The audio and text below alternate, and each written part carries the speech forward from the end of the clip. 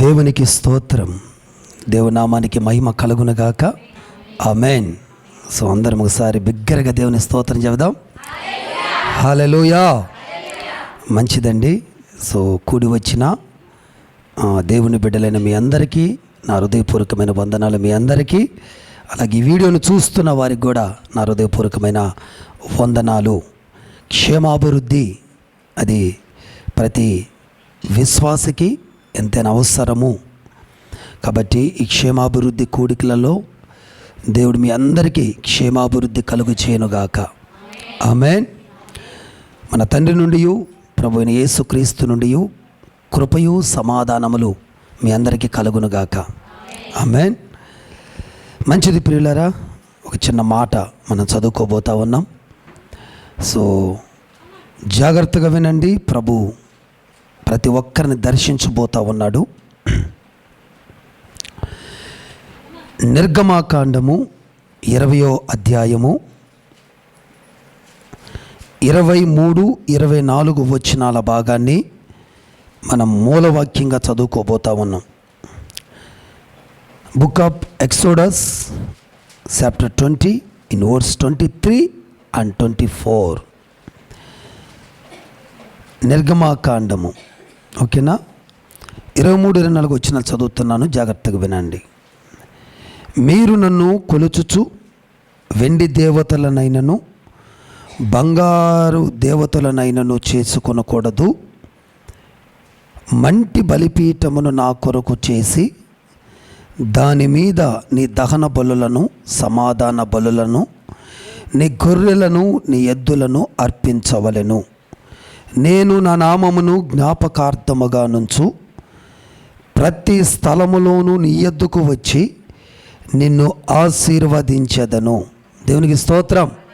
హల్లెలూయా. నేను చదివిన దాని మీద మీరు అండర్లైన్ చేసుకోండి. మీరు నన్ను కొలుచుచు మట్టి బలిపీఠము నా కొరకు చేయవలెను. మీరు నన్ను కొలుచుచు మట్టి బలిపీఠమును నా కొరకు చేయవలెను. అప్పుడు నేను ప్రతి స్థలములోకి నీ యొద్దకు వచ్చి నిన్ను ఆశీర్వదిస్తాను. గట్టిగా చప్పట్లు కొట్టి దేని మైపరుద్దాం. హల్లెలూయా. ఒక చిన్న ప్రార్థన చేద్దాం. పరిశుద్ధాత్మ తండ్రి, చదవబడిన వాక్య భాగములో నుండి అయా మాతోనూ వచ్చిన బిడ్డలతోనూ మా అందరితోనూ మీరు మాట్లాడండి. నీ మాటల కొరకు వేచి ఉన్న ప్రతి బిడ్డ నీకు అప్పగిస్తున్నాను. ఈ యొక్క ఆరాధనకు విరోధంగా పనిచేస్తున్న శక్తులన్నిటినీ లయపరచండి. సమస్తం మీ స్వాధీనములు పెట్టుకుని నీ పక్షాన్ని నిలబడుతున్న నన్ను బలపరిచి నీ బిడ్డలకు కావలసిన మాటలు అందించమని యేసుక్రీస్తు నామములో అడుగుతున్నాము తండ్రి. ఆమెన్. Praise the Lord. దేవునికి స్తోత్రం. వన్స్ అగైన్ మీ అందరినీ వాక్యం యొద్దకు ప్రేమతో ఆహ్వానిస్తూ ఉన్నాను. జాగ్రత్తగా వాక్యాన్ని వినండి. ఇప్పుడు నేను చదివినప్పుడే మీకు అర్థమైపోయి ఉంటుంది. మీరు కొలుచుచు ఏమండి ఒక మట్టి బలిపీఠమును నా కొరకు చేయాలి. అప్పుడు నేను మీరు వెళ్ళే ప్రతి స్థలములోకి నేను వచ్చి నిన్ను ఆస్వాదిస్తాను. బలిపీఠము, ఇది మన సబ్జెక్ట్ ఈరోజు. దేవుని కొరకైన బలిపీఠము. ఇంకా చెప్పాలంటే దేవుని కొరకైన బలిపీఠము. ఇప్పుడు మీరు చెప్పాలి, మీ అందరూ చెప్పాలి, మనం వెళ్ళే ప్రతి స్థలములోకి దేవుడు వచ్చి మనల్ని ఆస్వాదించాలంటే అది దేవునికి స్తోత్రం. దేవుని కొరకు ఒక బలిపీఠం కట్టాలి. హల్లెలూయా. ఏ బలిపీఠం కట్టాలి? ఏ బలిపీఠం కట్టాలి? మట్టి బలిపీఠము. బలిపీఠాలు చాలా రకాలు ఉన్నాయి. దాంట్లోకి నేను వెళ్తే ఈ సబ్జెక్ట్ కంప్లీట్ చేయలేను. కానీ మట్టి బలిపీఠం, మట్టి దేన్ని సూచిస్తుంది అంటే మనుష్యుని సూచిస్తుంది, మానవుని చూపిస్తుంది. ఎన్నో బలిపీఠాలు ఉన్నాయి. వెండితో చేసే బలిపీఠాలు ఉన్నాయి, ఏమండి రాళ్లతో చేసే బలిపీఠం ఉంది బైబిల్లో, వెండితో బంగారంతో చేసే బలిపీఠం ఉంది. కానీ ఇక్కడ మెన్షన్ చేస్తున్నాడు మట్టి బలిపీఠం. అంటే మట్టి మానవుని చూపిస్తుంది. ఎలా అంటారా? మనుషుడు మట్టితోనే చేయబడ్డాడు కనుక. దేని స్తోత్రం. కాబట్టి మట్టి బలిపీఠం అంటే మనమే ఒక బలిపీఠంగా దేవుడికి మనం కట్టబడాలి అని దేవుడు పిలిపిస్తున్నాడు. అలా కట్టబడితేనట ఆయన మనం వెళ్ళే ప్రతి స్థలములోకి, దేవుని స్తోత్రం, ఒక స్థలములో కాదండి, ప్రతి స్థలములోకి ఆయన వచ్చి ఏం చేస్తారు? మనల్ని ఆశీర్వదిస్తాడు. దేవుడికి స్తోత్రం. ఈ సంఘ క్షేమాభివృద్ధి కూడికలలో భాగంగా ప్రభు చెప్తూ ఉన్న మాట ఏమిటంటే, ప్రియ సంగమా, దూరాన సమీపాన ఎక్కడ ఉండి మాటలు వింటున్నారో నాకు తెలియదు, కానీ ప్రభు నీతోనే చెప్తూ ఉన్నాడు, దేవుని కొరకు నువ్వు ఒక బలిపీఠముగా మారాలి. హల్లెలూయా. పాత నిబంధన గ్రంథములో బలిపీఠము యొక్క ప్రాధాన్యత మీకు చెప్పాను నేను. ఆ బలిపీఠము యొద్ద ఏమండి, ఎవరైతే అక్కడికి మందిరానికి వస్తూ ఉంటారో వారు కొన్ని యాగద్రవ్యాలు తీసుకొని వస్తారు. మనం చెప్పాను నేను. ఆ యాగద్రవ్యాలన్నిటిని తీసుకొచ్చి ఏం చేస్తారు? ఆ బలిపీఠం మీద దహిస్తూ ఉంటారు. ఆ బలిపీఠం మీద దహించినప్పుడు ఎవరి అయితే మంచిగా ఉంటాయో అక్కడికి ఏమంటే దేవుడు ప్రత్యక్షమై దిగివచ్చి వాళ్ళని ఆస్వాదించటం, అది ఒక ప్రాసెస్. కానీ క్రొత్త నిబంధనలో ఏ బలిపీఠం కట్టాలి నేనంటే, నీవు ప్రత్యేకమైన ఒక బలిపీఠం కాదు, కానీ నీవే ఒక బలిపీఠంగా మారాలి అంటున్నాడు దేవుడు. దేవునికి స్తోత్రం. హల్లెలూయా. ఆ బలిపీఠముకు యొక్క కొలతలు కూడా చెప్పాడు దేవుడు. దేవుడు ఏదైనా ఒకటి కట్టమంటే దానికి కొలతలు చెప్తాడండి. మీ అందరికీ తెలుసు నోవాహు కొలతలు, నోవా కట్టే ఓడ కొలతలు. ఆ మధ్యకాలంలో నేను సందేశం కూడా ఇచ్చాను మీకు.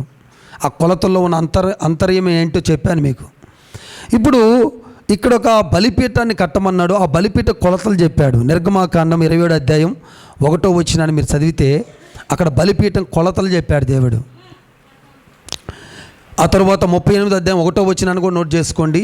అక్కడ బలిపీఠం సేమ్ ఉంటాయి. ఏదైనా ఒకటి చదవండి సిస్టర్. మరియు 5 మూరల పొడవు, 5 మూరల పొడవు, 5 మూరల వెడల్పు గల బలిపీఠమును తుమ్మకర్రతో నీవు చేయవలెను. ఆ బలిపీఠము చచౌకంగా నుండవలెను. దాని ఎత్తు 3 మూరలు. అక్కడ ఒక 5 మూరలు, ఇక్కడ ఒక 3 మూరలు కనపడుతున్నాయి మనకి. ప్రతి కొలతకి ఒక అంతర్యం ఉంటుంది, మనం గమనించాలి. ఈ 38:1 కూడా ఇదే మాట ఉంటుంది. 38:1 కూడా ఇదే మాట ఉంటుంది. అయితే ప్రియ సంగమా, ఏం నేర్పుతున్నాయి కొలతలు? దేంతో మనం బలిపీఠాన్ని కట్టుకోవాలని అంటే మనము 5 మూరల కొలతతో కట్టాలి. ఏంటి 5 అనే సంఖ్య అంటే, ఎఫెసీ పత్రిక 4వ అధ్యాయం 13వ వచనం మనకు చెప్పుద్ది ఏంటి 5 అనేది. ఎఫెసీ పత్రిక 4వ అధ్యాయం 13వ వచనం అక్కడ క్లియర్గా చెప్పబడుతుంటుంది. అక్కడ ఏంటంటే 5 ఏంటంటే, 1 అపోస్తులుల యొక్క, చదవండి సిస్టర్, అది 4:13. పరిశుద్ధులు సంపూర్ణులగునట్లు క్రీస్తు శరీరము క్షేమాభివృద్ధి చెందుటకును, అది క్షేమాభివృద్ధి చెందాలి. ఆమేన్. ఈ క్షేమాభివృద్ధి కూడికల్లో ఎంతమంది క్షేమాభివృద్ధి పొందాలనుకుంటున్నారు? అందరికీ ఉంది ఆశ, కానీ పొందాలి కదా. చేతులు ఎత్తమంటే అందరు ఎత్తేసారు. నేను చెప్పకముందే ఎత్తేసారు చేతులు. అంత ఆశతో ఉన్నారు మీరు. కానీ ఏది క్షేమాభివృద్ధి పొందాలి? ఈరోజు చెప్తున్నాడు దేవుడు, మీరు క్షేమాభివృద్ధి పొందాలంటే ఈ 5 మూరలు వెడల్పు కలిగిన బలిపీఠను కట్టాలి. 5 ఏంటంటే, 1 చెప్పమ్మా, చదువు. పరిచర్య ధర్యము జరుగుటకును ఆయన కొందరిని అపోస్తులుల యొక్క స్థితిగతి కలిగి ఉండాలి. మనం అపోస్తులు ఏ విధంగా అయితే ఒక ప్రత్యేకమైన జీవితాన్ని జీవించినారో ఆ జీవితాన్ని మనం జీవించాలి. నెంబర్ 2 కొందరిని ప్రవక్తలు. నెంబర్ 2 ఏంటిది? ప్రవక్తలాగా మనం బిహేవియర్ ఉండాలి. అంటే ఒక ప్రవక్త యొక్క విధానముతో మనం సాగాలి. అంటే తెలుసుకునేవాడు. ప్రవక్త అంటే ఏంటో తెలుసా అండి? జరగబోయే విషయాలు తెలుసుకునేవాడిని ప్రవక్త అంటారు. పాస్టర్కి తెలియదు, కానీ ప్రవక్తకి అన్నీ తెలిసిపోతాయి. దేవునికి స్తోత్రం. హల్లెలూయా. నన్ను సేవకుడు అంటారు, కానీ నేను చాలా చోట్ల పోతే అందరూ ప్రాఫిట్ అంటారు నన్ను. కానీ నేను సంఘంలో చెప్పుకోవడానికి ఇష్టపడాను నేను. దేవుని స్తోత్రం. ఎందుకంటే నాకు ఆల్మోస్ట్ చాలా విషయాలు ముందుగానే తెలిసిపోతాయి. నేను ఎందుకు చాలామంది చెప్పారు, మీరు ఇంత బలంగా ప్రవక్తగా ఉంటారు కదా, ప్రవక్త అని ఒక క్యాప్షన్ పెట్టుకోవచ్చు కదా పక్కన. కొన్ని రోజులు పెట్టాను నేను. నాకెందుకు అది మంచిగా అనిపించలేదు. ఏకైక ప్రవక్త యేసయ్య మాత్రమే, జస్ట్ ఒక పాస్టర్గా ఉండిపోదామని నేను పెట్టుకున్నాను. ఎవరి అభిప్రాయాలు వాళ్ళకు ఉంటాయి. కానీ ప్రవక్త అంటే ఏంటంటే జరగబోయేవి చెప్పే అతను ప్రవక్త. ఏం నీ జీవితంలో జరుగుతుందో చెప్తాడు, ఇంకా పక్కవారి జీవితంలో ఏం జరుగుతుందో కూడా చెప్తాడు. దేవుని స్తోత్రం, హల్లెలూయా. ఈ రోజుల్లో సంఘానికి పాస్టర్ కంటే ప్రవక్త ముఖ్యం. ప్రవక్త కావాలి సంఘానికి. ఎందుకనంటే పాస్టర్ అంటే ఉపదేశం చేసేవాడు మాత్రమే, కానీ ప్రవక్త అంటే సంఘ బిడ్డలకు ఏ సమస్య వస్తుందో పసిగట్టేవాడు ప్రవక్త. దేవునికి స్తోత్రం. వీడి విషయంలో నేను పసిగట్టాను. ఇప్పుడు మీరు చూసిన దృశ్యంలో నేను పసిగట్టి ఆదివారం నుంచి చాలా కఠినంగా ప్రవర్తించాను నేను. ఎందుకనంటే నాకు ఆల్రెడీ తెలిసిపోయింది, జస్ట్ 2 డేస్లో చాలా భయంకరమైన ఘోరం జరగబోయేది. హల్లెలూయా. సో అది ఎలా తెలియబడింది అని అంటే నా పిలిపే ప్రవక్త పిలుపు. దేవుని స్తోత్రం, హల్లెలూయా. కాబట్టి ఇప్పుడు దేవుని బిడ్డలారా, ఈ కొలతతో మనం ముందుకెళ్ళాలి. నీ గురించి, నీ కుటుంబం గురించి, నీ ఉద్యోగం గురించి, నీ వ్యాపారం గురించి, నీ పిల్లలు ఏం చేస్తున్నారు, నీ పిల్లలు ఎలా వెళ్తున్నారో నీకు తెలియాలి. ఈ మూర నువ్వు పెట్టుకోవాలి ఈ సంవత్సరం. అది తెలిసేటట్టుగా దేవుని నువ్వు అడగాలి. మూడోది సువార్థికులు. సువార్త అంటే ఏంటంటే సువార్త ప్రకటించేవారు. పాస్టర్ వేరు, సువార్థికుడు వేరు. పాస్టర్కి ఏముంటుంది? సంఘం ఉంటుంది, ఆదివారము సంఘం ఉంటుంది. సువార్థికుడికి సంఘం ఉండదు. ఎక్కడ పడితే అక్కడికి వెళ్ళి బోధిస్తూ ఉంటాడు. తనకంటూ ఒక ప్రత్యేకమైన గొర్రెలు ఉండవు. అనేకమైన సంఘాలకి వెళ్ళి అక్కడక్కడికి వెళ్ళి బలపరుస్తూ ఉంటారు. అంటే సువార్త చెప్పేటువంటి ఒక విధానమైన ఒక బలిపీఠం నువ్వు కట్టుకోవాలి, ఆ మూర. అయితే 4th వన్ కాపరత్వం. అంటే కావిలి కాసే బిడ్డగా ఉండాలి. నువ్వు కుటుంబాన్ని కావిలి కాయాలి. అంటే కొలతలు చెప్తున్నాను, 5 కొలతలు చెప్పాడు అక్కడ, 5 మూరలు చెప్పాడు. 5 మూరలకి 5 అర్థాలు ఉన్నాయి. 5th one ఉపదేశకులు. ఉపదేశాన్ని నువ్వు చేసే బిడ్డగా మారాలి. ఈ 5 విషయాలు అయ్యా మూరలంటే. తర్వాత ఎన్ని? 3 మూరలు, 3 మూరల ఎత్తు. అక్కడ ఏముంది? 3 మూరల.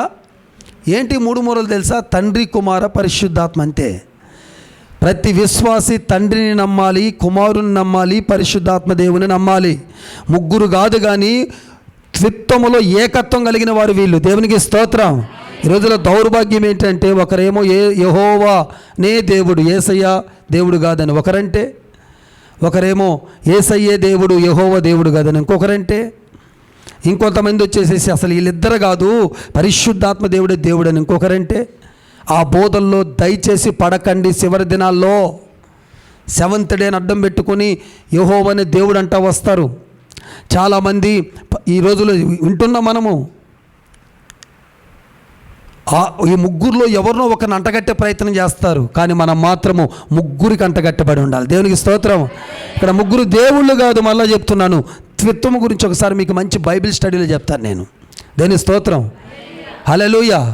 కాబట్టి ప్రియ దేవుని బిడ్డలారా, తండ్రి, కుమార, పరిశుద్ధాత్మలను మనం ఎప్పుడు ఆహ్వానిస్తూ స్వాగతిస్తూ ఉండాలి. వారు ఏ సమయాల నందు ఆ సమయానికి వాళ్ళు పనిచేస్తుంటారు. ప్రైజ్ ది లార్డ్, హల్లెలూయా.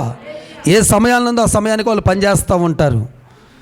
ఇప్పుడు మనలో ఎన్నో స్వభావాలు ఉంటాయి, స్వభావాలను బట్టి పనిచేస్తుంటాం, అలాగే పనిచేస్తూ ఉంటారు. కాబట్టి వీటితోటి మనం బలిపీఠం కట్టాలి. దేవునికి స్తోత్రం, హల్లెలూయా. కాబట్టి ప్రియులారా, ఈ బలిపీఠము మట్టి బలిపీఠం అయి ఉండాలి. ఈ బలిపీఠము ఎవరి కొరకో కాదు నువ్వు కట్టుకోవాల్సింది. చాలామంది వారి జీవితాలని ఇంకొకరి కోసం కడుతుంటారు, ఇంకొకరి కోసం. ఏంటమ్మా ఈ దేవుడి కోసం కూడబెడుతున్నాం ఇదంతా అంటే పిల్లవాడి కోసం. వాడు మొత్తం ఒకరోజు గైబ్ చేసి మొత్తం చెప్ప పెట్టకుండా లాగేసుకొని వెళ్ళిపోతాడు, తప్పిపోయిన కుమారులాగా. దేవుని స్తోత్రం. నీ బలిపీఠము దేవుడి కొరకు కట్టాలి. దేవునికి స్తోత్రం, హల్లెలూయా. నీ పిల్లవాడి మీద శ్రద్ధ ఉంచు. నీ పిల్లవాడి గురించి ముందు జాగ్రత్త కలిగి ఉండు. నీ కుమారుడి గురించి కొంచెం ఆలోచనగా ఒక 10 రూపాయలు సేవ్ చేసి పెట్టుకో, అది తప్పేం లేదు. కానీ అతడే సర్వస్వము, అతడే జీవితం అనుకున్నావా, ముంచేస్తాడు. జాగ్రత్త. నీ జీవితం దేవుడైపోవాలా. దేవుని స్తోత్రం. దేవుడు నీ సర్వస్వంగా మారితే, దేవుడు నీకు అన్ని విధాలుగా ఆయనే నీకు ఒక దేవుడిగా కాపరిగా మారితే నీ జీవితంలో ఏ లోటుపోటని దేవుడు తీసుకురానియడు. దేవుని బిడ్డలారా, జాగ్రత్తగా వినండి. ఆ బలిపీఠం దేవుడికి కట్టబడాలి. ఇప్పుడు నేను కొన్ని విషయాలు చెప్పబోతున్నాను మీకు. ఈ కొత్త సంవత్సరంలో మనం ఏ బలిపీఠాలు కట్టుకోవాలి? కొందరు బలిపీఠాలు ఏమైపోయి ఉన్నాయో 2 భాగాలుగా చెప్పబోతున్నాను నేను. చాలామంది బలిపీఠాలు కట్టారు, కానీ వాళ్ళ బలిపీఠాలు కొందరి జీవితాల్లో కట్టుకున్నారు బలిపీఠాలు, కానీ వాళ్ళ బలిపీఠాలు ఏమైపోయినాయి తెలుసండి? రాజుల మొదటి గ్రంథం చదివాను నేను, 13 అధ్యాయం 3-5 వచనాలు. ఇక్కడట కొందరు బలిపీఠాలు బద్దలైపోయినాయట. కొందరు బలిపీఠాలు ఏమైపోయినాయమ్మా? చెప్పండి, అందరూ ఉన్నారా? బద్దలైపోయిన బలిపీఠాలు ఇక్కడ ఉంటూ గట్టిగా అల్లు చెప్పండి. ఉన్నారు. ఒప్పుకున్నా ఒప్పుకోకపోయినా ఉన్నారు. ఇక్కడ జీవితం బద్దలైపోయింది, బలిపీఠం బద్దలైపోయిన బలిపీఠం కనపడుతుంది ఇక్కడ. రాజుల మొదటి గ్రంథం 13:3-5 మీరు తర్వాత నోట్ చేసుకొని చదువుకోండి. ఇంకొందరు బలిపీఠాలంట దేవుడికి విరోధంగా మారిపోయినాయట. రాజుల మొదటి గ్రంథం 13 అధ్యాయం 32 వచనం. రాజుల మొదటి గ్రంథం 13 అధ్యాయం 32 వచనము. కొందరు బలిపీఠాలు విరోధంగా మారిపోయినాయట. థర్డ్ వన్, ఇంకొందరి బలిపీఠాలు పూర్తిగా పడదోయబడి ఉన్నాయట. బద్దలుగాటం కాదు, ఇప్పుడు ఒక్క రాయి మిగలకుండా అన్ని నేలమట్టం అయిపోయినాయట కొన్ని బలిపీఠాలు. దీనికి రిఫరెన్స్ రాజుల మొదటి గ్రంథం 18 అధ్యాయం 30 వచనం. ప్రతిదానికి నేను రిఫరెన్స్ ఇస్తాను, ఎందుకంటే బైబిల్ ఆధారంగానే వాక్యం చెప్పాలి, మన సొంత మాటలు చెప్పకూడదు ఎప్పుడు. రాజుల మొదటి గ్రంథము 18:30 ఉంటుంది అది. ఇప్పుడు చెప్పండి, ఒక బలిపీఠం బద్దలైపోయింది, ఇంకొక బలిపీఠం, కొందరు బలిపీఠాలు విరోధంగా మారిపోయినాయి దేవుడికి, ఇంకొందరు బలిపీఠాలు పూర్తిగా పడదోయబడ్డాయి. అసలు ఏం మిగల్లా, ఇంకా మన కాలుతోటే మనమే దన్నేసుకుంటున్నాం మన బలిపీఠాన్ని. 4వ బలిపీఠం ఉంది. 2వ దినవృత్తాంతముల గ్రంథం 1:13 నోట్ చేస్తే, విడిచిపెట్టబడిన బలిపీఠాలు అంటే వదిలేసేసారు ఆ బలిపీఠాన్ని. అసలు నేను ఒక బలిపీఠాన్ని కట్టుకున్నాను, ఆ బలిపీఠం మీద ఎప్పుడు దేవుడికి ఒక హోమము చెల్లించి స్తుతి నైవేద్యాలు చెల్లించి నా దేవుడు ప్రత్యక్షమై నన్ను ఆస్వాదించేంత రేంజ్ కలిగిన ఒక దహన బలిని, ఒక సమాధాన బలిని నేను అర్పించాలి. ప్రతిరోజు ఈ బలిపీఠము ఎదుట నేను మోకాళ్ళు వేసి ప్రార్థన చేయాలని మర్చిపోయారు. బలిపీఠం కట్టుకున్న సంగతే మర్చిపోయారు కొంతమంది. విడిచిపెట్టేసిన బలిపీఠాలు ఇవి. 5th వన్, హోషేయ గ్రంథం 10వ అధ్యాయం 8వ వచనంలో ఉంటుంది. కొందరు బలిపీఠాల మీద ఇక పట్టించుకోకపోతే ఏమవుతాయండి? ముళ్ళ కంచె, ముళ్ళ కంప పెరిగిపోయి ఉన్నాయంట. ముళ్ళు పెరిగిపోయినాయట ఆ బలిపీఠం మీద, కంప పెరిగిపోయిందట. మనం చూస్తాం కదండి, ఖాళీగా ఒక జాగను మనం వాడకుండా వదిలిపెడితే ఏమవుతుంది? దాని మీదంతా ఏవో చెట్లు వాలిపోతాయి. నీ బలిపీఠాన్ని పట్టించుకోకపోయేసరికి నీ బలిపీఠం మీదకి కంప చెట్లు వచ్చినాయి, ముళ్ళ పొదలు. అందుకే వేసిన ప్రతి విత్తనం ఎడబడుతుంది పోయి ముళ్ళ పొదల్లోనే. ఇంకెక్కడ ఎదుగుతావు నువ్వు? ఎదుగాలని ఆశ ఉన్నా ఈ ముళ్ళ పొద నేను కప్పేస్తుంటే, కిందకి అణిచేస్తుంటే, ఆత్మీయంగా ఎదగాలన్న దాహం ఉంటే సరిపోదు. ఫస్ట్ ఆఫ్ ఆల్ మన ఆత్మీయ జీవితం మీద సాతానుడు వేసిన ముళ్ళ కంచెలను తీసి పక్కకు బారేస్తే అప్పుడు పడిన విత్తనము వేపుగా ఎత్తుగా పెరిగి నువ్వు ఆత్మీయంగా ఎదుగుతావు. దేవునికి స్తోత్రం. ముళ్ళ కంచెలు, కంపలు మలిసిన బలిపీఠాలుగా ఉండకూడదండి. ఈ బలిపీఠాలు ఇలా కావటానికి కారణం ఏంటి? వీళ్ళందరూ ఎవరో తెలుసా అండి? దేవుళ్ళో నిలబడి బలిపీఠాలు కట్టుకున్న వాళ్ళు వీళ్ళెవరో తెలుసా?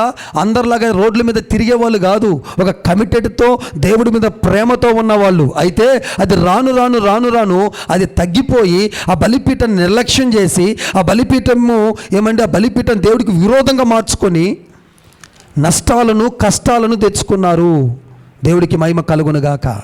ఈరోజు ప్రియ దేవుని బిడ్డలారా, దేవునితో సూటిగా తేటగా మాట్లాడుతూ ఉన్న మాట ఏమిటంటే, నీ బలిపీఠము వీటిలో ఏ బలిపీఠంగా ఉంది?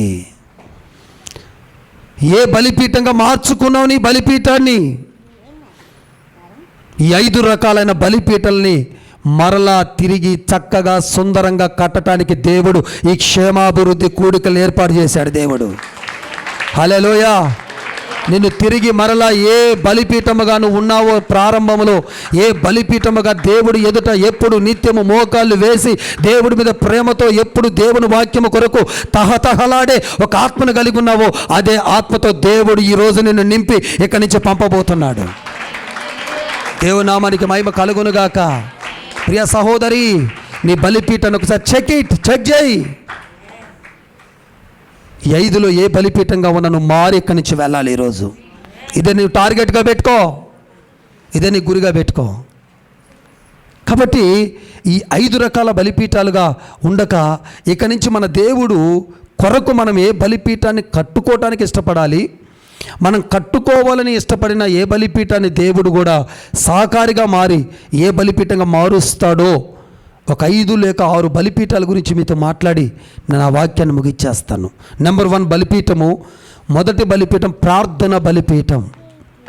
ప్రార్థన బలిపీఠం ఆదికాండము 12వ అధ్యాయము 7-8 వచనాలు చదవండి సిస్టర్. ఆదికాండము 12వ అధ్యాయము 7-8 వచనాలు చదవండి సిస్టర్.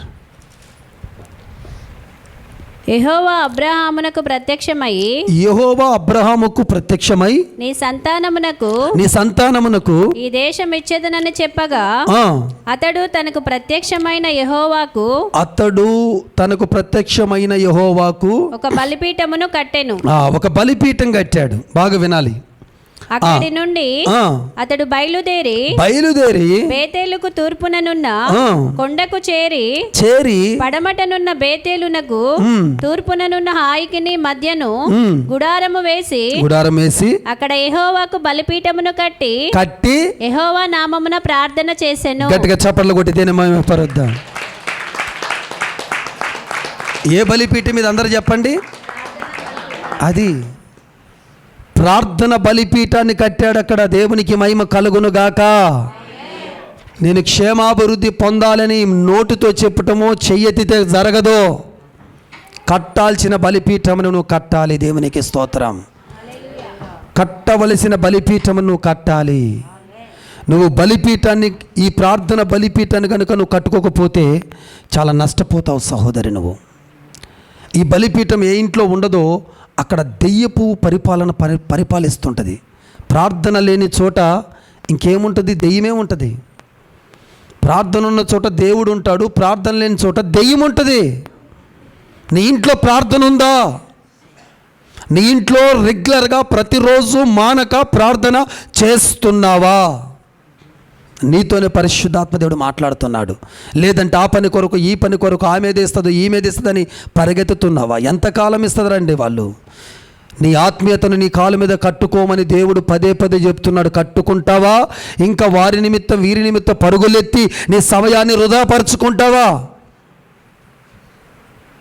వేయాల్సిన చోట మోకాలు వేయట్లేదు బిడ్డ, వేయకూడని చోట మోకాలు వేస్తున్నావు. దేవుడి దగ్గర మోకాలు వేస్తే ఇంకా ఎక్కడ నిన్ను దేవుడు మోకాలు వేయనీడు. అంటే దాని అర్థం ఏంటో తెలుసా? ఎక్కడ కూడా నిన్ను తక్కువగా చేసి, ఎక్కడ పోయి నువ్వు చేయి జాపి నాకు హెల్ప్ చేయండి, సహాయం చేయండి అని నువ్వు అడగనవసరం లేదు. ఎందుకనంటే దేవుడి దగ్గర నువ్వు మోకరిస్తున్నావు కనుక సమస్తము నీకు మోకరిల్లేలా చేస్తాడు దేవుడు. దేవునికి స్తోత్రం.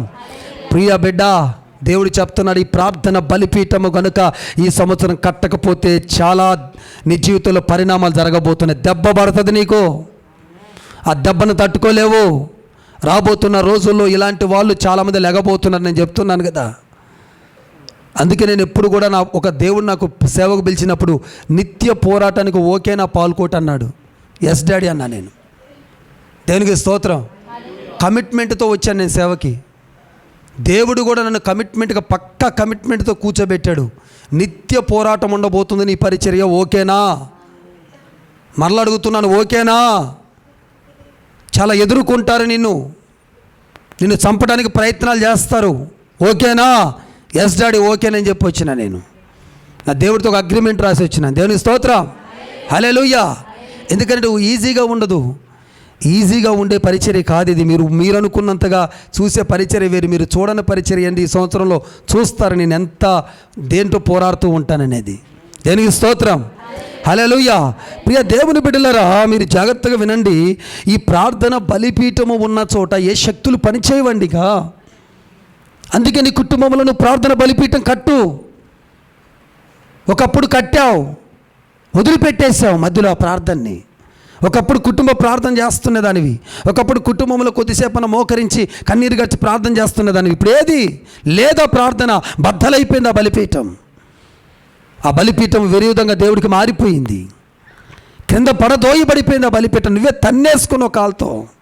అందుకే ఈరోజు అటు ఇటు పరుగులు ఎత్తుతున్నావు, సమాధానం లేక, పీస్ఫుల్ లేక తిరుగుతున్నా సరే ఈ బలిపీఠం కట్టబడినంత కాలము నువ్వు విజయం చూడలేవు. అందుకే నా దేవుడు నీ కంటిలో ఉన్న కన్నీళ్లు తీసేసి నీ హృదయంలో ఉత్సాహాన్ని, ఉల్లాసాన్ని నింపటానికి కట్టుకో ప్రార్థన బలిపీఠం అని అంటున్నాడు దేవుడు. దేవుడికి మహిమ కలుగును గాక. హల్లెలూయా. కట్టబడాలండి. ఒక సేవకుడిగా నేను కోరుకుంటూ ఉన్నాను, చాలామంది బలిపీఠాలు ఇలా ఉండకూడదు, ప్రార్థన బలిపీఠాలు కట్టబడాలి. దేవునికి స్తోత్రం. అదేవిధంగా నోవా గారు కూడా ఒక బలిపీఠం కట్టాడండి. ఇదే విషయంలో, ఇదే పాయింట్లో చెప్తాను. 8:20 మీరు చూస్తే ఇతడు ప్రార్థన బలిపీఠాన్ని కట్టాడు. అప్పుడు నోవాహు యెహోవాకు బలిపీఠమును కట్టి పవిత్ర పశువులన్నిటిలోను పవిత్ర పక్షులన్నిటిలోను కొన్ని తీసుకొని ఆ బలిపీఠము మీద దహన బలి అర్పించెను. ఆమేన్. బలిపీఠమును కట్టి దహన బలి అంటే ఒక ప్రార్థనతో సాదృశ్యం. అది ఒక బలి, ప్రేయర్ అనేటువంటి ఒక బలిని అక్కడ అర్పిస్తూనే ఉండాలి. మనం కడితే సరిపోదు, కట్టుకుంటే సరిపోదు, దానిని పోషించాలి. బలిపీఠం కట్టేసాములే, ఈరోజు కట్టుకున్నాములంటే కాదండి, దాన్ని పోషించాలి. ఎప్పుడైతే నువ్వు ప్రార్థన బలిపీఠం దేవుడి కొరకు ఒకటి కడతావో అప్పుడు ఏం జరుగుద్ది తెలుసా? మూలవాక్యం జరుగుద్ది. ఏం జరుగుద్ది? అప్పుడు నీ వెళ్ళే ప్రతి స్థలానికి వస్తాడు నీ అంటే. దేనికి స్తోత్రం. చాలామందిని అడుగుతారు, పాస్టర్ గారు మీరు ఎప్పుడు యాక్టివ్గా ఉండటానికి రీజన్ ఏంటి? ఎన్ని ప్రయాణాలు చేసినా యాక్టివ్గా ఉంటారు. నేను హైదరాబాదు నుంచి ఎంత దూర ప్రాంతం చేసినా అందరూ అంటారు, పాస్టర్ నా కోసం ఒక బెడ్ రెడీ చేసి, ఒక రూమ్ రెడీ చేసి, అంతా రెడీ చేసి కూర్చొని ఉంటారు. ఎందుకు? నేను కొంచెం పడుకోవాలంట. నాకేమో నేను పడుకోవటానికి రాలేదని అంటాను. నేను ఈ ప్రయాణాన్ని కలిసిపోతే చాలా పెద్ద ప్రయాణం ఉందని నాకు అనేవాడిని. ఆ పాస్టర్లు చిన్న బుచ్చుకుని వెళ్ళిపోయేవాళ్ళండి. అంటే వాళ్ళంట 3 గంటల ప్రయాణం చేస్తాంట, 3 గంటలు పడుకోవాలంట. నేను 10 గంటల ప్రయాణం చేసిన 10 నిమిషాలు కూడా పడుకోనని చెప్తాను నేను. దేనికి స్తోత్రం. పడుకొని నాతో వచ్చేళ్ళకి పిచ్చెక్కి పొద్దు వాళ్ళు పడుకొని నేను పడుకోను. దేనికి స్తోత్రం. పరిచర్యకి ఎప్పుడన్నా నాతోటిగా దూర ప్రయాణాలకు వచ్చారో వాళ్ళు అయిపోయినట్టే. 3:05 పాపం వాళ్ళు తిట్టుకుంటారో ఏమైతే, కానీ 3:05 మిడ్నైట్ 3:05 కారు ఎక్కేళ్ళకి. మన వాళ్ళకి కొంతమందికి ఎక్స్పీరియన్స్, స్త్రీలకి పాపం 4-5 మీటింగులకు వచ్చారు నాతోటి, అయిపోయింది వాళ్ళ పని. దేనికి స్తోత్రం. 3 దాకా తినను నేను, 3 దాకా నిలబడే ఉంటాను నేను. దేనికి స్తోత్రం. దానికి కారణం ఏంటో తెలుసండి, నేను వెళ్ళే ప్రతి స్థలానికి నా యేసయ్య నాతో వచ్చేస్తాడంతే. నా గొప్పతనము, నా శక్తి, నా బలము నేను చెప్పను. నాతో యేసయ్య ఉన్నాడు. ఏ ప్రాంతానికి నేను బయలుదేరానా, ఇక నేను రెడీ అవుతున్నానా, కమాన్ యేసయ్య బయలుదేరటం రెడీ అవుతాడు. ఇక నేను రెడీ అయితే యేసయ్య కూడా రెడీ అయిపోతాడు. నేను చెప్పగలుగుతాను ఈ మాట. నువ్వు చెప్పగలుగుతావు ఈ మాట? ప్రార్థన బలిపీఠం ఉంటే యేసయ్య నీతో పాటు ప్రయాణం చేస్తాడండి. అప్పుడు నువ్వు అలిసిపోవు, ప్రయాణంలో కీడులు జరగవు, నష్టాలు జరగవు. దుష్టుడు నువ్వు ఎట్లా పోతావు చూస్తాడు అంటుంటాడు, మధ్యలో ప్రయాణానికి అడ్డులు పెడుతుంటాడు, ఆటంకాలు పెడుతుంటాడు. ఎన్ని యాక్సిడెంట్లు తప్పించుకొని వస్తాం తెలుసా మేము, ఎన్ని ప్రమాదాలు తప్పించుకొని వస్తాం తెలుసా. అయిపోయింది రెప్పపాటులో. నేను చాలాసార్లు అనుకున్నాను, కళ్ళు మూసుకొని ఎగిరిపోయింది కారు అనుకునేవాడిని. ఆ మనిషి ఎటు పోయాడో తెలుసు, కారు మళ్ళీ సేఫ్టీకి వెళ్ళిపోతుండేది. ఎత్తి పెట్టేవాడు దేవుడు కారుని ఎన్నిసార్లు. మనోడు తెలుసుగా పరమేశ్వర్ ఎంత ర్యాష్గా ఉంటాడో. దేవునికి స్తోత్రం. వాడు డ్రైవింగ్ దెబ్బకి నాకే వణుకు వస్తుంటుంది. దేవునికి స్తోత్రం. అలాంటిది ఎన్నిసార్లు దేవుడు తప్పించాడో తెలుసా. దేవునికి మహిమ కలుగును గాక. హల్లెలూయా. కాబట్టి ప్రియ దేవుని బిడ్డలారా, జాగ్రత్తగా మీరు వినాల్సిన మాట ఏంటంటే, ప్రార్థన బలిపీఠంతోనే దేవుడు ప్రతి స్థలానికి మనం పిలుచుకోగలుగుతాం, లేకపోతే రాడు ఆయన. అయితే అబ్రాహాము గారు బలిపీఠం కట్టాడు, ఇస్సాకు గారు కూడా బలిపీఠం కట్టాడు. 26:15 నోట్ చేసుకోండి. 26-25. ఏ 26? ఆదికాండం. ఓకే కదా. సో ఆదికాండం 26-25లో ఇస్సాకు గారు బలిపీఠం కట్టాడు. యాకోబు గారు కూడా బలిపీఠం కట్టాడు. 33:18-20 ఇలాగా వీళ్ళు అందరూ బలిపీఠాలు కట్టుకుంటూనే వచ్చారండి. ఆ బలిపీఠాలను పాడు కాకుండా చూసుకున్నారు. ఆ బలిపీఠాలని కాచుకొని కూర్చున్నారు. ఆ బలిపీఠాల మీదకి ఎప్పుడెప్పుడు దేవుడు వస్తాడని వాళ్ళు అలా ఎదురు చూసేవాళ్ళట. మరి మన పరిస్థితి ఎలా ఉంది? కాబట్టి ప్రియ దేవుని బిడ్డలారా, ఒక సేవకుడిగా నేను కోరుకుంటున్నాను, ఒక సేవకుడిగా నేను నా ప్రార్థన బలిపీఠాన్ని ఎప్పటికప్పుడు కట్టుకుంటుండాలి. ఒక విశ్వాసిగా నీవు నీ ప్రార్థన బలిపీఠాన్ని కట్టుకుంటూ ఉండాలి. ప్రార్థన బలిపీఠం అనేది ఎప్పుడు మన కుటుంబంలో నిలబడిపోవాలి. హల్లెలూయా, హల్లెలూయా. యథార్థం ఒప్పుకోండి, ఇంతవరకు నేను సరిగ్గా ప్రార్థన చేయట్లేదన్న వాళ్ళ చేతులు ఎత్తండి, నేను ప్రే చేయబోతున్నాను. Thank you Holy Spirit of God. అదిగో ఆ ప్రార్థన బలిపీఠానికి నేను సిద్ధపరచబోతున్నాడు దేవుడు. ఆ ప్రార్థన బలిపీఠానికి దేవుడిని సిద్ధపరచబోతా ఉన్నాడు దేవుడు. ఇక ఎన్నడూ ఆ ప్రార్థన బలిపీఠం బద్దలు కాకుండా, విరోధిగా మారకుండా, పడకుండా, విడిచిపెట్టబడకుండా, దాని మీద ముళ్ళ కంచెలు వాలకుండా దేవుడు నీ బలిపీఠాన్ని ప్రార్థనతో అగ్నితో నింపబోతా ఉన్నాడు బిడ్డ. ప్రార్థన బలిపీఠాలు కట్టబడుతున్నాయి. ఈ లైవ్ చూస్తున్నా, ఈ మాటలు వింటున్న వాళ్ళరా, ఇదిగో దేవుడు ప్రార్థన బలిపీఠాలు కడుతున్నాడు యేసు నామములో. ప్రార్థన బలిపీఠాలు కట్టబడునుగాక. ఆమేన్. చప్పట్లు కొట్టి దేవుని నామమును మహిమపరచండి.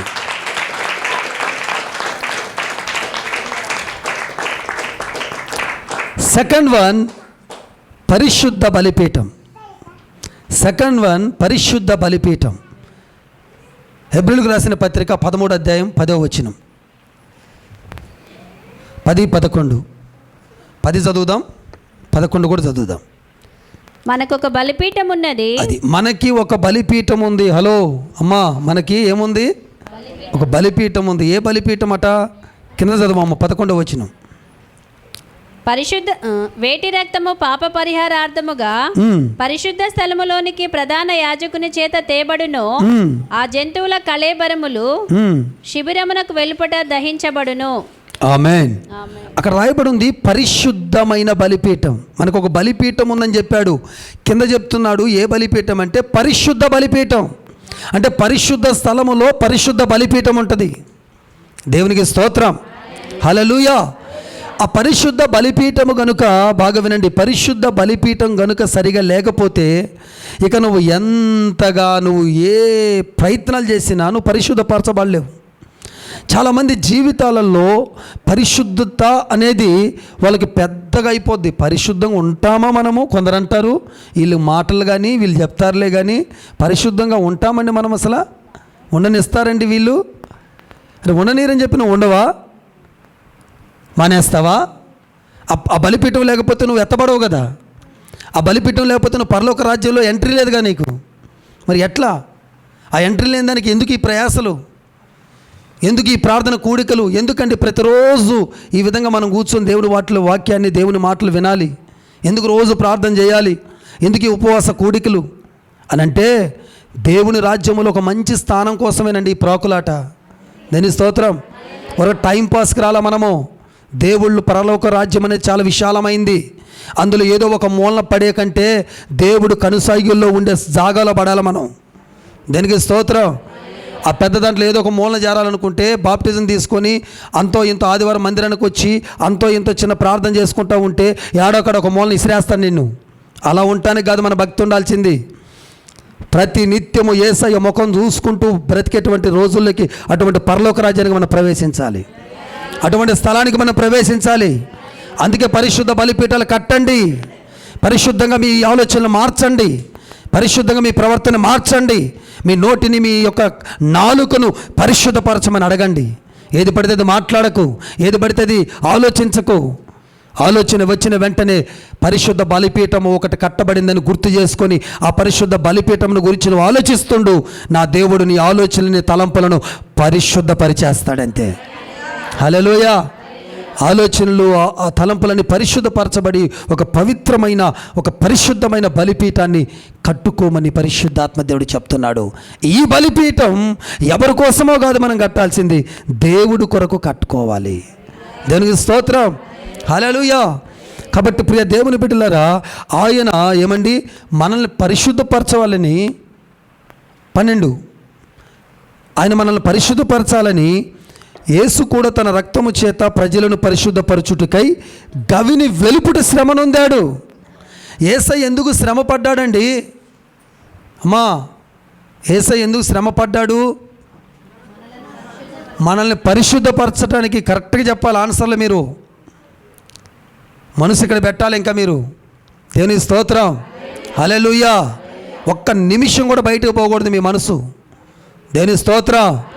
హల్లెలూయా. ఎలక్ట్రిక్గా ఉండాలా, దేవుని వాక్యం కొరకు ఆశతో ఉండాలా, ఏ మాట వస్తే ఆ మాట అందుకుందామన్నట్టు ఉండాలా. అని ఎందుకు శ్రమ పడ్డాడు ఇప్పుడు చెప్పండి మీరందరూ? మనమందరినీ పరిశుద్ధపరచుటకై. స్తోత్రం. మరి ఆయన శ్రమ పొందింది వ్యర్థమైపోదా మనం పరిశుద్ధపరచపోతే? ఆయన రాళ్ళతో కొట్టబడింది వేస్ట్ అయిపోదా? ఆయన తలలో ముళ్ళ కిరీటం పెట్టింది వేస్ట్ అయిపోదా?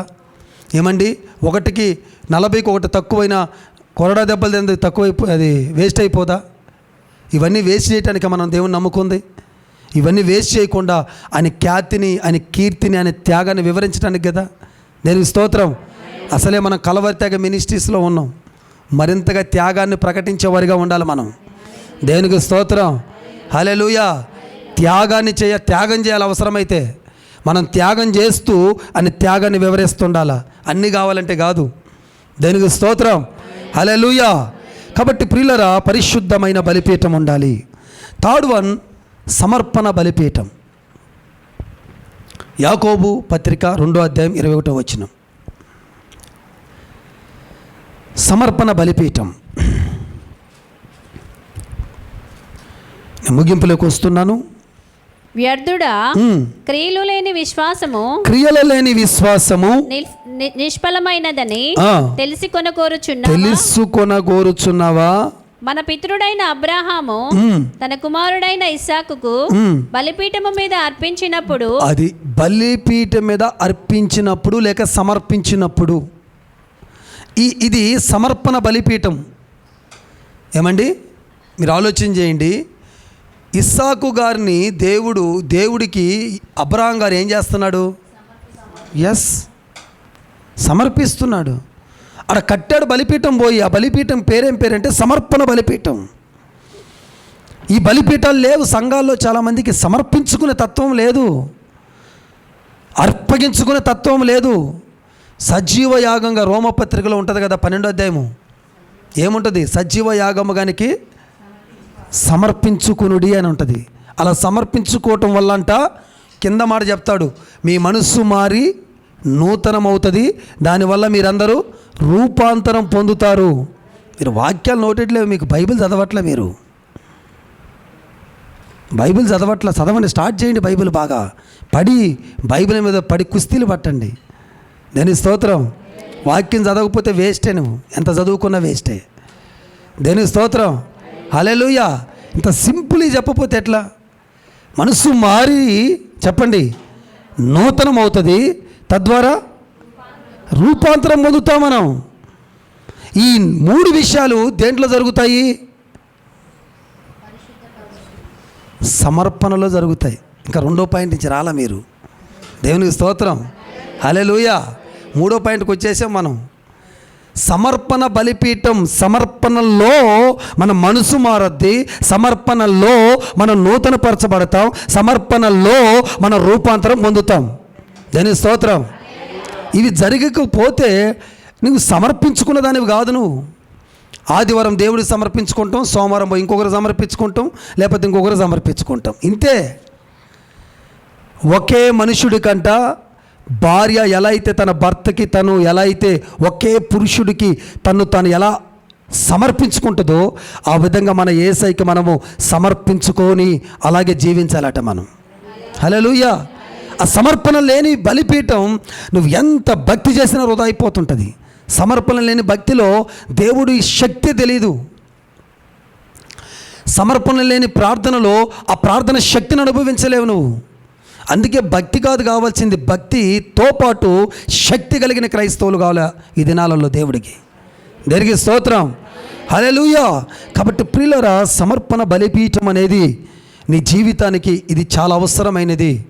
దేవుడికి సమర్పించుకునే ఒక ప్రక్రియ ఉంది చూడు, అది చాలా విలువైనది.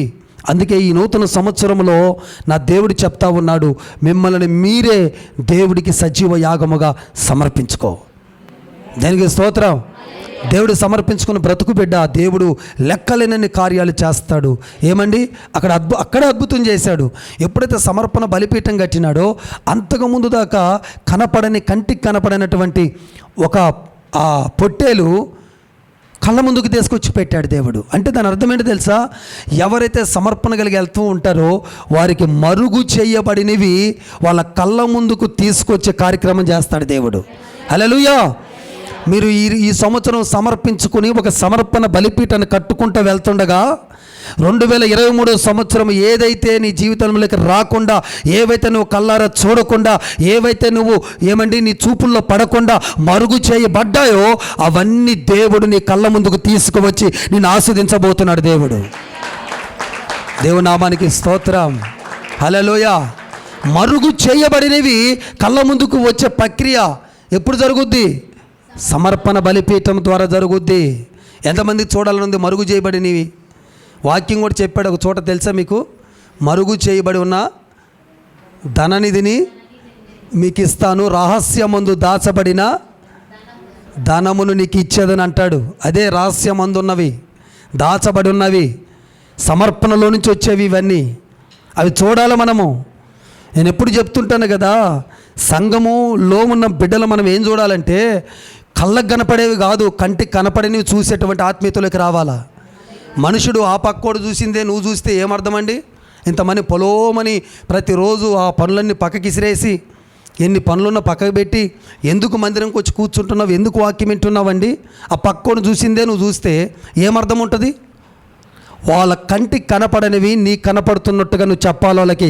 ఇదిగో నీ ఇంట్లో ఇది కనపడుతుంది నాకు, ఇదిగో నీ జీవితంలో జరగబోతుందట, ఇదిగో నీ కుటుంబంలో దేవుడి కార్యం చేయబోతున్నాడట అని చెప్పే వ్యక్తిగా ఈ సంవత్సరం మీరు మారబోతున్నారు యేసు నామములో. దేవునికి మహిమ కలుగునుగాక. హల్లెలూయా. 4th వన్, రక్షణ బలిపీఠం. రక్షణ బలిపీఠం. సమూయేలు 2వ గ్రంథం 24వ అధ్యాయం 25వ వచనం.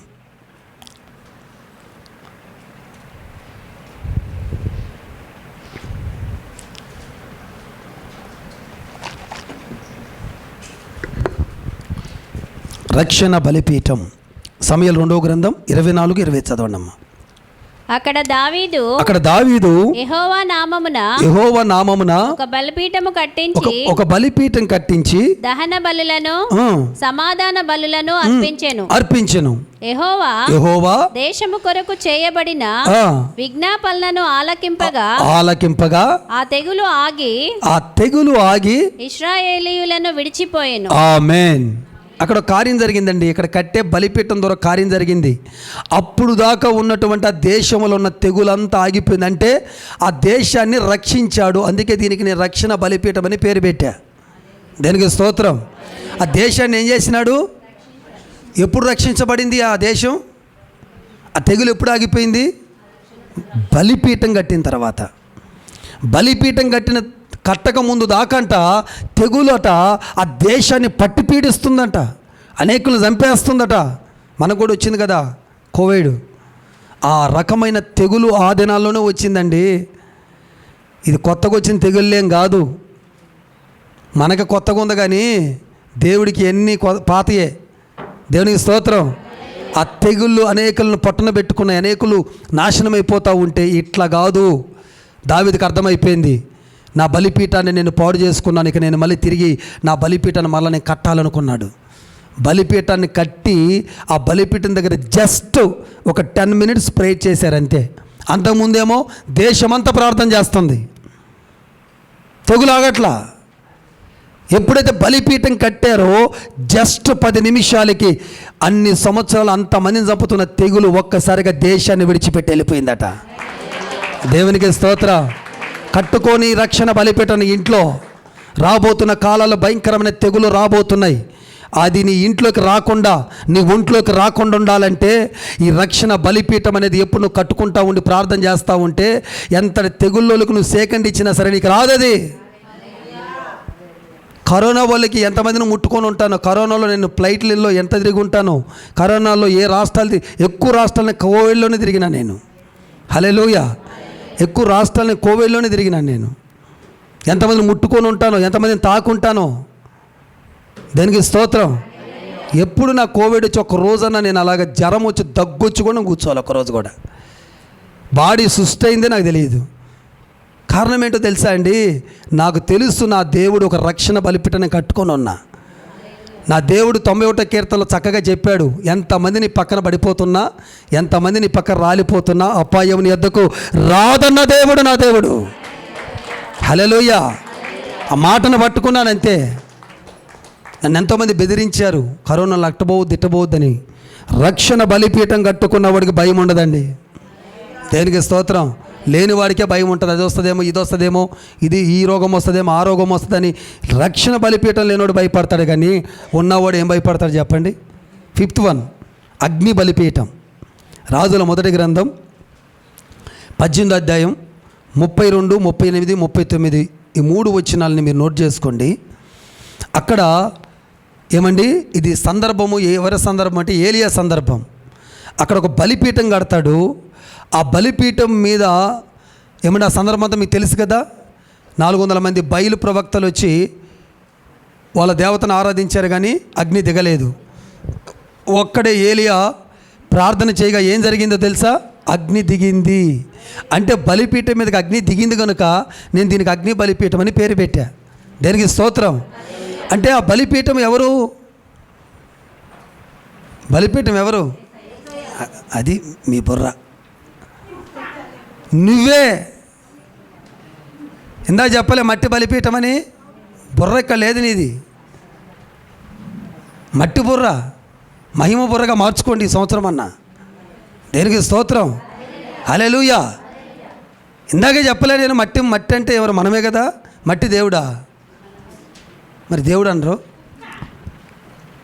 మట్టి బలిపీఠం అంటే మనమే. అగ్ని బలిపీఠంగా అగ్నితో నింపబడిన వ్యక్తులుగా మారిపోవాలి మనము. దేనికి స్తోత్రం. అగ్ని అంటే పరిశుద్ధాత్మ అగ్ని. రాబోతున్న దినాలు నిన్ను ముట్టుకోవాలంటే కాలిపోవాలా. జస్ట్ అదిగో ఆడి మీద కొంచెం ఊరక నీళ్ళు వేస్తున్నాడు, ఏమంటున్నాడు? మంట అంటున్నాడా లేదా? అట్ట మంట పుట్టించే బిడ్డగా నువ్వు మారిపోవాలి యేసు నామములో. నీకోసం అనేక కార్యాలు రెడీగా ఉన్నాయి. నువ్వు లేస్తే ఒక అగ్నిలాగా మారితే ఎన్నో పనులు నీకు అప్పగించడానికి దేవుడు సిద్ధంగా ఉన్నాడు బిడ్డ. నువ్వు సిద్ధపడు. ఒక అగ్నితో నింపబడటానికి సిద్ధపడు. అగ్నితో పరిచర్య చేయడానికి సిద్ధపడు. అగ్నితో సువార్త చెప్పడానికి సిద్ధపడు. ఈ దినాలలో సాధారణంగా పోయి ఇంటింటికి తిరిగి కనుక ప్రార్థన ఏమండి సువార్త చెప్పావంటే వాళ్ళ ఇంట్లో ఉన్న శక్తులు నిన్ను గాల్చేస్తాయి. అగ్నితో నింపబడి కనుక ఒక్కసారి ఆ ఇంట్లోకి అడుగుపెట్టి యేసయ్య గురించి సువార్త చెప్తున్నావా, నీలో ఉన్న ఫైర్ వెళ్ళి ఆ ఇంట్లో ఉన్న శక్తులు కాల్చేస్తుంది. దేవుడికి మహిమ కలుగును గాక. అంత ఫైర్తో నింపబడాలి నువ్వు, అంత శక్తితో నింపబడాలి. అందుకే దేవుడు చెప్తున్నాడు, ఈ అగ్ని బలిపీఠాన్ని కట్టుబెడ్డా, నువ్వు కట్టుకో. అగ్ని బలిపీఠంగా నువ్వు మారిపో. లాస్ట్ వన్, న్యాయాధిపతులు గ్రంథం 6వ అధ్యాయం 24వ వచనం.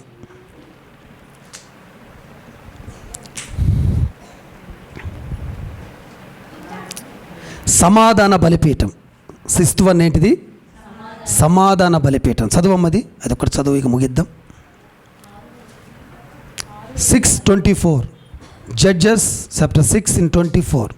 అక్కడ గిద్యోను యెహోవా నామమున బలిపీఠం కట్టి దానికి యెహోవా సమాధానకర్తయను పేరు పెట్టెను. ఆమేన్. సమాధాన బలిపీఠం ఇది. ఏ బలిపీఠం? సమాధానం నీకు ఉండాలి. హలో, నీవు సమాధానంగా ఉండాలి, దేవుడితో సమాధానంగా ఉండాలి, ఇంట్లో వాళ్ళతో సమాధానంగా ఉండాలి. వీటిలో ఏది మిస్ అయినా నీ బలిపీఠం బద్దలైపోయిందని లెక్క. లేకపోతే నీ బలిపీఠం మీద ఏ ముళ్ళు మొలుచున్నాయని అర్థం. లేకపోతే నీ బలిపీఠం పూర్తిగా పడినానా ఉందని అర్థం. సమాధానం ఉండవు. నువ్వు ఉండవు, ఇంకొకరిని ఉండనివ్వు. నేను కొందరు చూస్తుంటాను, వీరి సమాధానంగా ఉండరు, పక్కోళ్ళ సమాధానంగా ఉంచరు. ఎప్పుడు ఏదో ఒకటి మొత్తుకుంటూ ఉండకూడదండి. ఆత్మతో నింపబడిన వారు చేయాల్సిన పనులుగా మీరు కొందరు చేయట్లా. లోకస్తుల వల్ల ప్రవర్తించే వాళ్ళు చాలామంది ఉన్నారు ఇక్కడ. మీరు నన్ను తిట్టినా పర్లేదు, కానీ పోల లోక పద్ధతి మీలో, ఇంకా ఆ లోకంలో ఉన్నటువంటి ఆ కోప ఆవేశాలు పోల ఇంకా మీలో. వింటున్నావు కానీ పలోమని వచ్చి వాక్యాన్ని మార్పు లేదు, నీకు సరైన మార్పు. ఈ సమాధానపనే బలిపీఠాన్ని కట్టుకో. ఈ సమాధానమైన బలిపీఠం కట్టుకోకపోతే నువ్వు సమాధానంగా ఉండవు, దేవుడితో సమాధానంగా ఉండవు, మనుషులతో సమాధానంగా ఉండవు. ఎంత డేంజర్ జోన్లోకి వెళ్ళిపోతావు తెలుసా నువ్వు. ఈ రోజుల్లో దేవుడితోనే నీకు సమాధానం లేదండి. ఇంకెక్కడ నీ ఆన్సర్ పోద్ది, దేవుడు నీ ప్రార్థన పోద్ది. ఎప్పుడు వివాదం దేవుడితో, వాదన దేవుడితో. కొందరికి ఎప్పుడు దేవుడి మీద ఫైటింగ్ చేయకపోతే నిద్ర పట్టదు, దేవుని సనగకపోతే, దేవుని తిట్టకపోతే, దేవుని అపార్థం చేసుకోకపోతే నిద్ర పట్టదు. నీవు నీ మైండ్ బాగలేక, నీ మనసు బాగలేక నువ్వు దేవుణ్ణి అంటే ఎట్లా? జాగ్రత్తగా ఉండండి. సమాధానం అనే బలిపీఠాన్ని గాను మారాలి. నేను స్తోత్రం, హల్లెలూయా. ఒకటి చెప్పాను, ప్రార్థన బలిపీఠంగా నువ్వు మారాలి.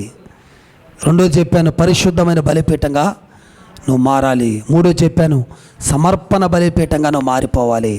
నాలుగోది చెప్పాను, రక్షణ బలిపీఠంగా నువ్వు రక్షించబడి అనేకులను రక్షించే బలిపీఠంగా నువ్వు మారిపోవాలి. నెక్స్ట్ వన్, అగ్ని బలిపీఠంగా నువ్వు మారిపోవాలి. లాస్ట్ వన్, సమాధాన బలిపీఠంగా నువ్వు మారిపోవాలి. దేనికి స్తోత్రం. ఈ 6 రకాల బలిపీఠంగా నా దేవుడు మార్చబోతా ఉన్నాడు. లాస్ట్ ముగింపు వచనం, ముగింపు మాట పాయింట్ కాదు ఇది, ముగింపు వచనం. దినవృత్తాంతముల 2వ గ్రంథం 15వ అధ్యాయం 8-9 వచనాలు నోట్ చేయండి.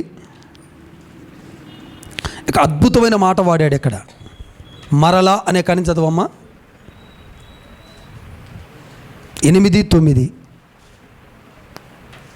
చదవండి, పర్లేదు. 8-9 చదవండి. 15:8-9. ప్రవక్త అయిన ఓదేదు ప్రవచించిన ఈ మాటలు ఆసా వినినప్పుడు అతడు ధైర్యము తెచ్చుకున్నాడు. ఆమేన్.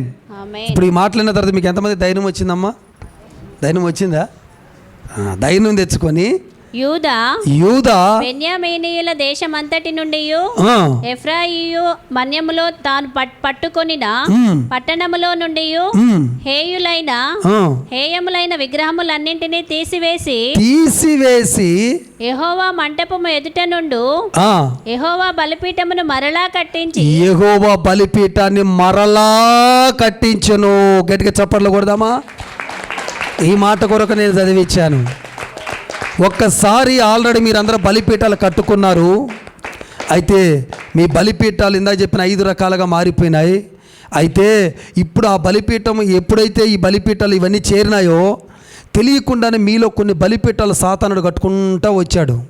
అయితే ఈ సంఘ క్షేమాభివృద్ధి కూడికలో ఒక సేవకుడిగా నేను మీ అందరి మీద నేను ప్రవచించాలనుకున్న వాక్యం ఏంటంటే, సాతానుడు కట్టుకుంటా వచ్చిన ప్రతి దానిని త్రోసివేసి మరలా దేవుడు బలిపీఠాన్ని మీ జీవితంలో కట్టబోతా ఉన్నాడు. దేవునామానికి స్తోత్రం, హల్లెలూయా. మరలా బలిపీఠాలు కట్టబడబోతున్నాయి. దూరాన ఉండి వాక్యం వింటున్న బిడ్డ, మరలా బలిపీఠం కట్టబడుతుంది. గెటప్, లెగో, బలిపీఠం కట్టబడుతుంది. అదిగో 6 రకాలైన బలిపీఠలుగా నువ్వు మారిపోతున్నావు. 6 రకాల బలిపీఠలుగా నువ్వు మారిపోతున్నావు. Thank you Holy Spirit, thank you Jesus. 6 రకాల బలిపీఠగా నువ్వు మారిపోతున్నావు. కడుతున్నాడు ఆయన, కడుతున్నాడు, కట్టడం ప్రారంభించాడు. ఎవడు ఆపలేరుడుక. హల్లెలూయా. ఒకసారి మీ పక్కల సెకండ్ చెప్పు, మన దేవుడు నీ బలిపీఠాన్ని కడతా ఉన్నాడని చెప్పు. యేసయ్య బలిపీఠాన్ని కడుతున్నాడని చెప్పు. ఎప్పుడైతే మరలా బలిపీఠం కట్టబడిందో అక్కడ ఒక మంచి మాట ఉందండి. దేవుడు వారికంట సహాయం చేస్తూ వచ్చాడట. ఆమెన్. ఉందా మాట అక్కడ? దేవుడు వాళ్ళకి సహాయం చేస్తూనే వచ్చాడట. ఈరోజు మీరు బలిపీఠాలు కట్టుకొని పోతా ఉండగా మీరు వెళ్ళే ప్రతి స్థలంలో దేవుడు సహాయం చేస్తూనే రాబోతున్నాడు మీ వెనక. దేవునికి స్తోత్రం. మనుషుల సహాయం కాదు బిడ్డలారా, దేవుడు సహాయాన్ని మీరు నోచుకోబోతా ఉన్నారు. దేవుడు సాయాన్ని కనులారా చూడబోతున్నారు మీరు. హాలలో మనుషుడు ఇప్పితే ఈ మానవుడు గుప్పిలు ఇంతే, కానీ దేవుడు గుప్పిలి ఆకాశం. ఆయన గుప్పిలు విప్పాడంతే చాలు బిడ్డ. నీ జీవితంలో పట్ట జాలనంత దీవెనలు నువ్వు కన్నులారా చూడబోతున్నావు నువ్వు ఈ సంవత్సరంలో. షక రికాంద రహల్ల రబ. నీ దిశ మారబోతుంది. నీ పరిస్థితులు మారబోతున్నాయి. నీ కుటుంబ వ్యవస్థలో ఉన్న దరిద్రం తొలగిపోతుంది. నీ నోటి నిండా నవ్వును కలగజేయబోతున్నాడు దేవుడు. నీ హృదయం ఉల్లాసంతో నిండిపోబోతా ఉంది. ఆమేన్. మరలా బలిపీఠం కడుతూ ఉంటే నువ్వు కట్టుకుంటూ ఉండు, నువ్వు కట్టుకునే పనిలో ఉండు. దేవుడు సాయం చేసే పనిలో ఉంటాడు. మన పనిలో మనం ఉందాం, దేవుడి పని దేవుడు ఉంటాడు. మన పనిలో మనం సాగిపోదాం, దేవుడి పనిలో దేవుడు సాగి నువ్వంటే ఏంటో లోకానికి ప్రూవ్ చేయాలి నువ్వు. నేను స్తోత్రం. కాబట్టి ప్రియ దేవుని బిడ్డలారా, నా ప్రసంగాన్ని ముగిస్తున్నాను. మట్టి బలిపీఠము దేవుడు కొరకు నువ్వు కట్టుకుంటే ఇక దేవుడు నీ ప్రతి స్థలంలోకి వచ్చి నేనేం చేస్తాడు? ఆశీర్దిస్తాడు. ఒక స్థలం కాదు, ప్రతి స్థలం అని రాయబడి ఉంది అక్కడ. ఏ పొద్దున లేచిన కాడి నుంచి పడుకునేంత వరకు ఒక స్థలంలోనే ఉంటామండి. మనము ఎన్ని స్థలాలకు పోతుంటాం? అన్ని స్థలాల్లోకి దేవుడు రాబోతున్నాడట. దేనికి స్తోత్రం. వచ్చి ఏం చేయబోతున్నాడు? అందరూ చెప్పండి గట్టిగా, వచ్చి ఏం చేయబోతున్నాడు? వచ్చి ఏం చేయబోతున్నాడు? వచ్చి ఏం చేయబోతున్నాడు? మీరందరూ ఆస్వాదించబడుతురు గాక. చప్పట్లు కొట్టి దీన్ని మనం అయిపోద్దాం. అందరు లేచి నిలబడదాం. అందరు లేచి నిలబడదాం. Thank you Holy Spirit. Thank you Lord. ఒక చిన్న ప్రార్థన చేస్తాను. ఆ తదుపరి మనము అనేకులము ప్రార్థనలు గడపబోతున్నాం మిగిలిన టైం అంతా. Yes, thank you Jesus. లేచి నిలబడండి. అద్భుతమైన సందేశంతో పరిశుద్ధాత్మ దేవుడు మనతో మాట్లాడి ఉన్నాడు. ఈరోజు నిజంగా ఎంత మనల్ని ప్రేమిస్తే దేవుడు ఇంత అద్భుతమైన సందేశం మనకిస్తాడండి. ఈ వీడియో చూస్తున్న వారి జీవితాల్లో కూడా బలిపీఠాలు కట్టబడాలయ్యా. మరలా మరలా నువ్వు ఒకసారి కట్టుకున్నావు, కానీ మరలా మళ్ళీ దేవుడు కట్టుతూ నీకు సాయం చేస్తూ రాబోతున్నాడట. తండ్రి, నీ బిడ్డలను బట్టి నీకు వందనాలు. ఈరోజు సూటిగా, తేటగా, క్లుప్తంగా, అర్థమయ్యే రీతిగా ఈ బైబిల్ గ్రంథంలో ఉన్న బలిపీఠాల గురించి వీళ్ళకి వివరించేటువంటి ఆ నడిపింపు నాకు ఇచ్చినందుకు నీకు వందనాలు. వీటి కొరకు ఎన్నో రాత్రుల నుంచి ప్రయాసపడుతున్నప్పుడు అయ్యా వీటిని మంచి సబ్జెక్టుగా నాకు అమర్చిన దేవానికి స్తోత్రం. నా నోటిని బూరగా చేసి మాట్లాడేందుకు స్తోత్రం. దూరాన సమీపాన ఎక్కడ ఉండి మాటలు వింటున్నా వారి జీవితాల్లో ఈ బలిపీఠాలు కట్టబడి మేము ముందుకు సాగాలి. అయ్యా ప్రార్థన బలిపీఠాన్ని కట్టండి, పరిశుద్ధ బలిపీఠాన్ని కట్టండి, సమర్పణ బలిపీఠాన్ని కట్టండి, రక్షణ బలిపీఠాన్ని కట్టండి నాయన. అగ్ని బలిపీఠముతో నింపండి, రక్షణ బలిపీఠముతో, అయ్యా చివరిగా సమాధాన బలిపీఠముతో ఒక్కొక్కరిగా ఈ 6 బలిపీఠాలుగా మేము మారుదుముగాక. ఈ 6 రకాల బలిపీఠాల చేత మేము కట్టబడుదుముగాక. తండ్రికి స్తోత్రాలు చెల్లిస్తూ మీరే సమస్త మహిమ ఘనత ప్రభావాలు తెచ్చుకోమని యేసుక్రీస్తు నామములో అడుగుతున్నాము తండ్రి. ఆమేన్. చప్పట్లు కొట్టి మనందరం దేవుని మహిమపరుద్దాం. God bless you.